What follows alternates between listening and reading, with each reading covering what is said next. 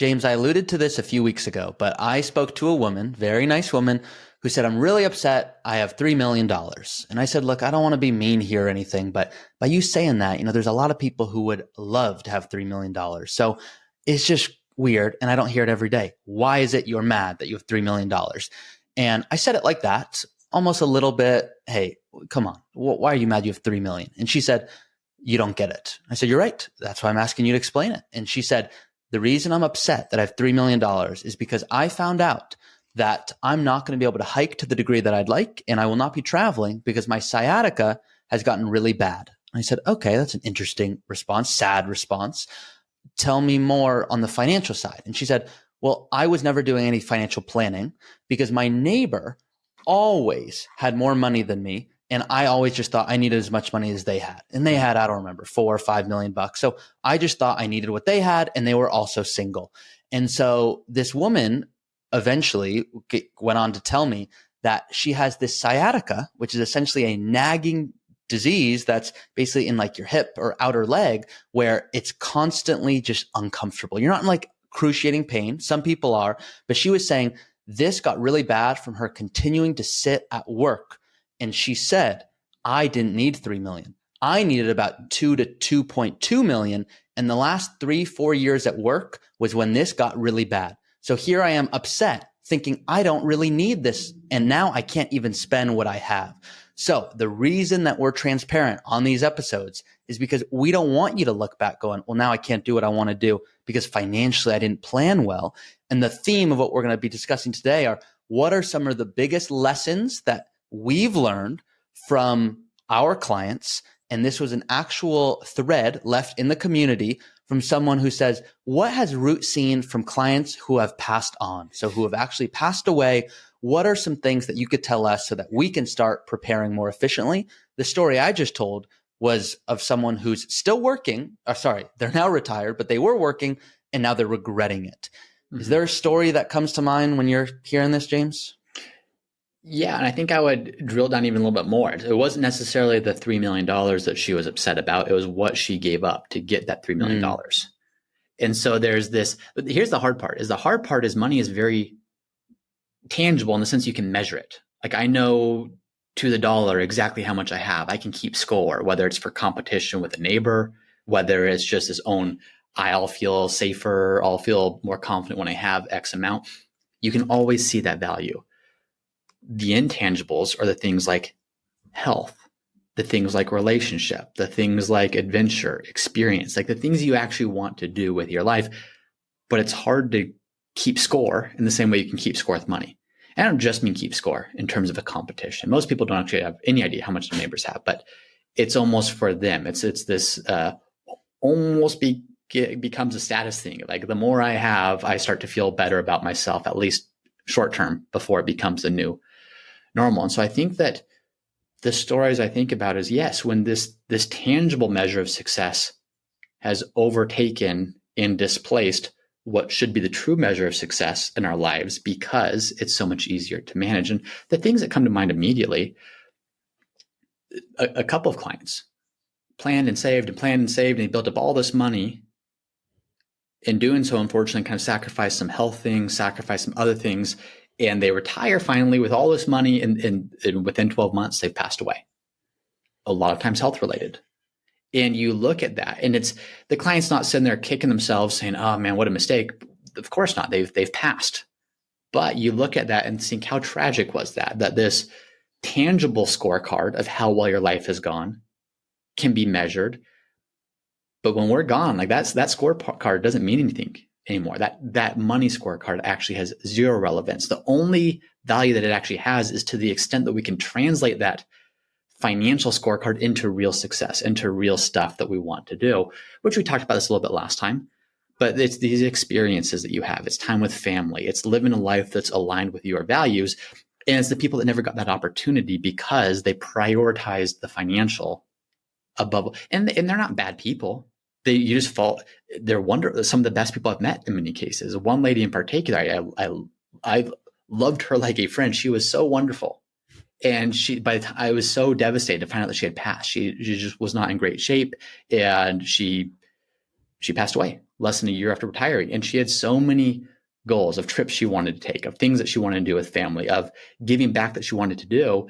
And it was just how tragic. Financially, she was squared away, but she never actually got to, like I said, convert the financial success into, and I don't want to say she didn't live a successful life. She did some great things even before that, but that's the mistake of viewing the money as almost like the main player, the main player in a video game, in a baseball game, in a soccer. Who is the star of it's not the star. That should be the role player. They should be setting up the main player, which is probably a horrible analogy, but it's only valuable to the extent that it can help support you doing the things that you actually want to do. So that's when I think an even more tragic one is when I remember a client, I sent out an email, and the email was essentially, stop what you're doing. What's one thing that you can purchase this year? What's one thing you can do or buy this year that would materially improve your life? And one client, she wrote back saying, hey, I always had dreams to travel to Alaska, to take this train through this magical place, to go fly fishing in Idaho. Me and my husband always had those dreams, but unfortunately he passed away, and we'll never get to do those. And so it's not a mistake. You can't control that, obviously, but if there's a mistake, if there's any lesson to be learned, it's do not wait to start doing a lot of these things. And that's a delicate balance, because if someone's, to use an extreme example, up to their eyeballs in debt, no investments, you have to get that worked out. You have to get your financial house in order. But at some point, there's a spectrum between focus fully on the finances and focusing fully on doing what you want to do and living a meaningful life. And I think people cross the threshold many times to where they could start focusing on the personal more than the financial, but they're still caught in this financial rut, financial trap of just building the savings is not living life. And I would say that that's a mistake in a lot of cases, because they never actually get to do what they wanted to do. Another example is the framing of, if someone passes away, let's assume, for example, Alice passes away, my fiance. Well, if she passes away, I'm the one managing the finances. So yes, I will be distraught and I will not want to look at documents that have her name on it, but I do know how things are run. The difference is, if I were to pass away, now Alice has to emotionally go deal with that. Yeah. In addition to having to figure out, where do I now go to log in? And I talked about that on a previous episode where I brought on a widow who talked about how she was so fortunate that her husband had life insurance set up. And these are things that you hope you pay for and never get value for. And it's weird. It's like, why am I paying for this and hoping it never happens? But I'm still paying for it, because otherwise those dollars could go to somewhere else. But paying for peace of mind, well, the reason that we exist in large part is to ensure that your spouse has someone that they can go to. So when you're not here, it's, hey, I don't have to tackle this alone.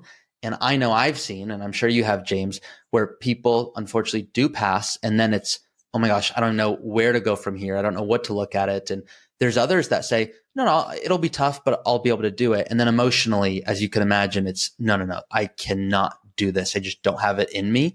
So to me, when I at least first saw this thread of, hey, what are the things that Root has seen from clients who have passed on? What can you do today to set up your spouse or children or heirs so that they don't have to worry as much about the not so sexy document side of things? I think that's because there's so much going on in that phase. And it's everything from having no idea how, in some cases, I have no idea how to even log into certain accounts. Yeah. My spouse passed away and I'm left here having no idea how to log in. Or the person who ran things passed away and the home was never properly titled, or the accounts were never properly titled. And now it's our money, but it's now going through probate. And I have to go through this process for a long period of time just to get the assets. Beneficiary designations weren't set up properly. I have no idea where I should be taking income from. There's burial expenses. There's the mortgage that needs to be paid. Where do I take money from? Is it this cash bank account that I'm having trouble getting a hold of? Is it the investment account? Like, what was the actual strategy here? Insurances, did we have any? Do we have life insurance? If something happens to me, do I have disability insurance? Where do I go for health insurance? So all of these things that the person that controls the money in the family, because typically one spouse tends to be more, maybe I shouldn't say control it, tends to be running the show more so, and the other one just says, yeah, go for it, honey. That's fine. That's not always the case. The person that is running things takes for granted how complex that is sometimes. They're in it, they run it, they know where everything is. If you had to explain, or if I asked you to explain your exact financial situation to a stranger in 10 seconds, it's gonna be pretty difficult to do. Even if your financial situation isn't all that complex, where do you log in for what? Where are the insurance is held? Where are the bank accounts held? What about the investment accounts? What are the various beneficiaries? All of those things, think about, does your spouse know those things? And so a major mistake is if you're the only one that knows that stuff and your spouse hasn't been brought up to speed, or if you don't have a trusted advisor or whatever the relationship is to help with that transition, that's a pretty major mistake. That we've seen the widower come into the office with that proverbial cardboard box of just stuff, thinking, I have no idea where to start. Can you help me sort through this? That's a major mistake that could have been avoided on the front end. I do this on December 31st of every year. All of you do not have to do that. Nothing magical about that date, but it is fun to celebrate New Year's. And so what we do is December 31st is the day to make sure all of that stuff is updated. And the good news is it's easy. It's not like we're asking you to go, hey, I need you to work 30 more years to save to your 401k so you can retire one day. It's like, no, we need to go look at beneficiaries. We need to make sure you know where to go to log in. And we're doing this so that we both sleep better. It's almost like when someone has anxiety to see if they're on track to retire. Sometimes it's like, I don't want to check, in the same way you don't want to think, what if my spouse wasn't here? But then quickly you realize, no, we're sleeping better knowing we have the answer. Mm-hmm. Yeah, exactly. What other mistakes? Kind of an interesting way of thinking about it. To me, it all comes from this belief that we'll live forever. And it's not even a belief that we think about consciously as much as we don't want to deal with what's going to happen today if I were to pass, because I don't feel like I'm going to, and therefore we never get around to doing many of the things that we should be doing. So I think that's the biggest one. But any other stories that come to mind or lessons that come to mind?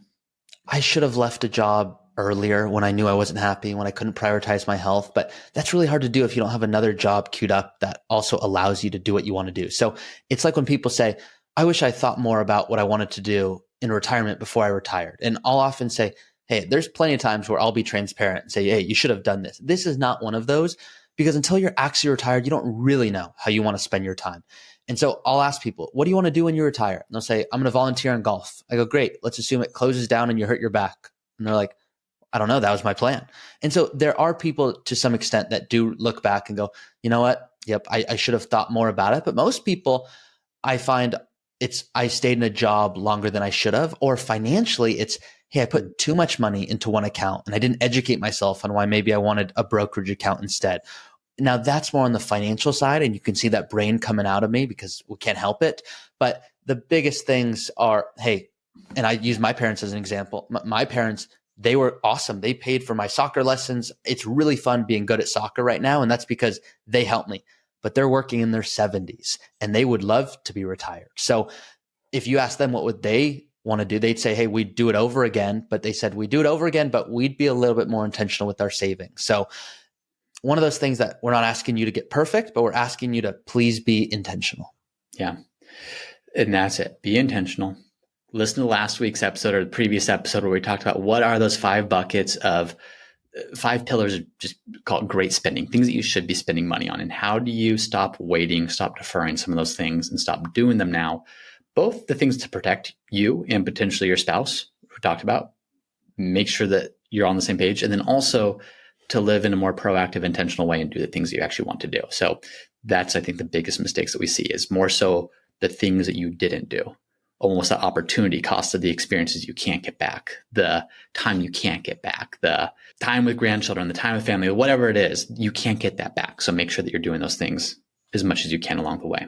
Absolutely. So if you all want us to answer, once again, a future question, a comment, go put that in the Root Collective. That is where we pull these from. So we encourage you to go share if these stories have been helpful for you. And you can tag us if you are, and there are more of you that are starting to do this, where you'll be out at a restaurant and you'll eat cauliflower and you'll tag me in it on Instagram and you'll post on LinkedIn and you'll be talking on a live show where James is talking about candy bars and you go, hey, this reminded me. So tag us on Instagram, tag us on LinkedIn, we want to hear from you, and it makes our job more fun. So when we record these, it's nice reminders. Hey, yeah, there's people who actually are taking lessons. As fun as it is, just James and I chatting, we want to make sure that we are helping you guys. So go put in the Root Collective, post on your socials, tag us, and we'll see you next time. Awesome. Thank you, everyone. See y'all next time. The information presented is for educational purposes only and is not intended as an offer or solicitation for the sale or purchase of any specific securities, investments, or investment strategies. Investments involve risk and are not guaranteed. Any mention of rates of return are historical and illustrative in nature and are not a guarantee of future returns. Past performance does not guarantee future performance. Viewers are encouraged to seek advice from a qualified tax, legal, or investment advisor professional to determine whether any information presented may be suitable for their specific situation. Once again, I'm James Knoll, founder of Root Financial, and if you're interested in seeing how we help our clients at Root Financial get the most out of life with their money, be sure to visit us at www.rootfinancialpartners.com.